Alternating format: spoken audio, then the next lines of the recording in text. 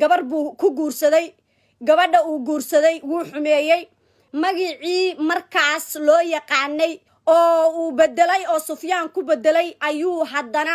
San Diego waxa looga yaqaanay ninka taakeeya looga yaqaanay beenta Ilaah baa caayay Ilaah baana dadka yiri cadaab baan u doortay beenta ku sheekeeya subaxii hadduu nin arko waxa leeyahay war hebelow war islaantii uur ma leedaha Soomaali sir ma kala qarsato waxna ma kala qarsadaan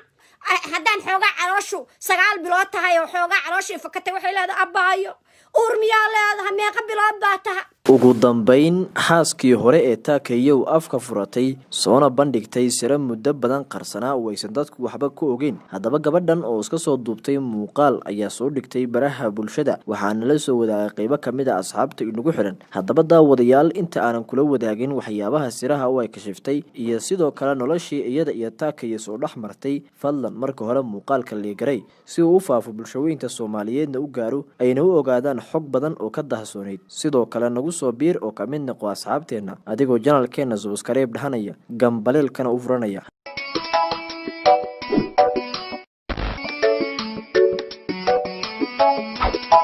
haddaba gabar Soomaaliyeed oo sida la sheegay ahayd xaaskii hore ee taakeeye ayaa markii ugu horeysay iska soo duubtay muuqaal iyadoona afka furatay soona bandhigtay xogo iyo sira macluumaad ah oo aysan dadku ogsooneyn haddaba ninkan inta badan waxa ka hadlayay wariyaal hore u yaqaanay hase yeeshee gabadhan oo la sheegay in ay nolol la soo wadaagtay ayaa waxa ay ka sheekeynaysaa marka hore taariikh nololeedka taakeeye iyo waxa ay ka taqaano waana tan iyadoo arrimahaasi ka hadlaysa yimid Canada intuu joogay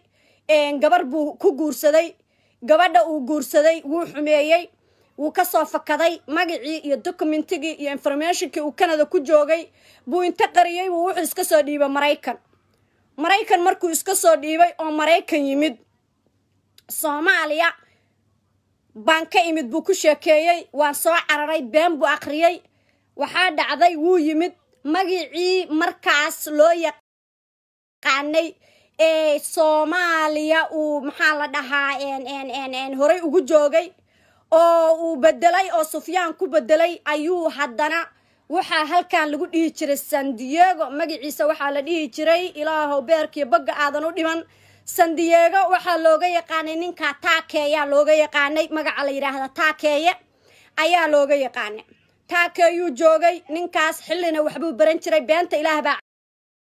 caayay Ilaah baana dadka yiri cadaab baan u doortay beenta ku sheekeeya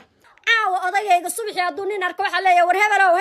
war islaantii uur ma leedaha fiiriya waa meeshan sheeko ka joogno magacaygu waa Firdawsi Axmed abbaay xagee degan tahay abbaay yaa tahay abbaay meeqa caruura ku joogta haddaan xoogaa calooshu 9 bilood tahay oo xoogaa calooshii fakatay waxay leedahay abbaayo uur miyaa leedahay meeqa bilood baa tahay waqti ninkaasi wuxuu baran jiray wuxuu baran jiray iskuul buu dhigan jiray waqtina wuxuu ka shaqayn jiray oo u ahaa bodyguard waxa la yiraahdo security guard ka la yiraahdo oo guryaha hor jooga oo xaafadaha hor jooga ayuu wuxuu ka ahaa xaafada University Avenue ee San Diego USA wiilkii waxbarashadiisa soo u watay halkaas uu uga ahaa shaqaale horjoogaha security guard ee xaafadaas uga ahaa iskuulkiisii waxa qasab noqotay in uu aado horta uu yiri waxaan noqonayaa security-ga Mareykan FBI baan ku darmanayaa de security-kana waxa qasab ah inaas luqadda Isbaanishka ku hadashid Spain buu aaday Spain markuu aaday marka hore intuu Spain aadin gabar wuxuu guursaday cayr ah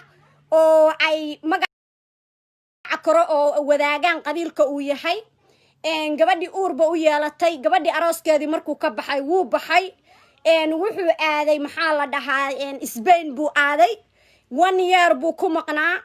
Spanish buu soo bartay wuu soo noqday mar kale gabadhan oo afka furatay ayaa soo bandhigtay sira kale oo aan la ogsooneyn oo ay kamid tahay sidii looga soo masaafiriyay dibadaha iyo sidii uu ku imaaday Kenya iyo xogo kale oo qarsoon kuwaas oo aysan warbaahinta ee dadka Soomaaliyeed ba aysan ogsooneyn haddaba bal aynu isla daawano mar kale muuqaalkeeda markuu soo noqday oo FBI-du hire garayn lahayd in America ayaa waxa la ogaaday in uu kooxaysi ku jiro oo xisbigii la dhihi jiray xisbi islaamik ee maxaakiimta Soomaaliya ay lacag u aruurin jireen asaga iyo dhalinyaro badan ee ay jifo isku xigaan iyo nin sheegta qabaa'ilada daaroodka iyo qabiilo kaleba ninkii saas uu ahaa security FBI ga qofka background check markii loo diro masaajidada camera loogu xirtaa meel kasta loogu xirtaa ninkii waxa lagu soo ogaaday inuu fundraise u sameeyo ama lacago u suubiyo xisbigii xisbullaahi la dhihi jiray ee ka shaqayn jiray Soomaaliya ee maxaakiimta hameenoo madow baa la baxay master taakeeyo waayadii hameenoo madow lagu la baxay waa adeeg xabsiga lagu gariyay waa adeeg lagu soo bacdabay waa adeeg lagu soo karbaashay waa adeeg ku soo silcay waa la soo daayay wiilkii saasaha Sandiyaga markii la soo saayay masaajidkii laftarkiisa sirtiisa laga soo helay buu yimid hameenkii midnight baa la soo daayay salaadii subax buu masaajidkii ku soo tukaday masaajidkii markuu ku tukaday oo ka qodbeeyay ayaa waxa dhacday wadaadkii waraystay ee la dhihi jiray Maxamed Khadar taakeeyo hadalkayga dhageyso ama fad ama hafadin Soomaali uma baahna tafaraaru Soomaali uma baahna one been ah Soomaali uma baahna in dignity-geeda lagu ciyaaro ruufyaanimadii Mareykan ku geysay inaad la shaqaysid damacdid ku geysay inaad wiilasha Soomaaliyeed oo masaakiinta oo 500 oo wiil aqoonta laga jaro lacagta aad ugu dirtay dhiigii baa ka daba wareegaya adigu ninkii salaadii subax markuu tukaday boolis baa ugu yimid isku meesha la yiraahdo masjidkii ninkii saasa masaajidkii baa laga baxay xabsigii baa lagu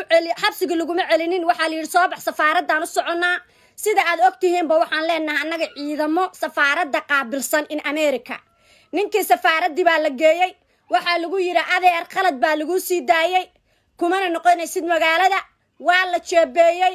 waa la kaxeeyay isku soo wada duub gabadhan ayaa sida la sheegay waxa ay tahay xaaskii hore ee Taakeeye haddii ay arrintaasi rasmi tahay runtii waxa ay soo bandhigtay xogo iyo macluumaad sir oo aan horey loo ogsoonin hase yeeshee waxa wadnaa xaqiijinta arrintan waxaana mar walba jecelnahay inaan kiiska Taakeeye aan sii wadno ilaa iyo inta meel looga gun gaarayo ama aan wariyaashaas haddii uu dilay cadaalad ugu helayno haddii isaga laga qaldan yahana aan cadaalad sii doono warbaahintu waa mid dhexdhexaad ah had iyo jeer Haldoor Media kuma sii jirto oo waa dhexdhexaad bulshada Soomaaliyeed ayay u dhaxayda hadaba daawadayaal si aysan ku dhaafin xogaha iyo macluumaadka halkan aan soo gelino haylaabin janaalka inaan subscribe dhahato inta aan muuqaalkiisa kala kulmayno waxaan idin leeyahay sida iyo nabad galiyo mahadsanidin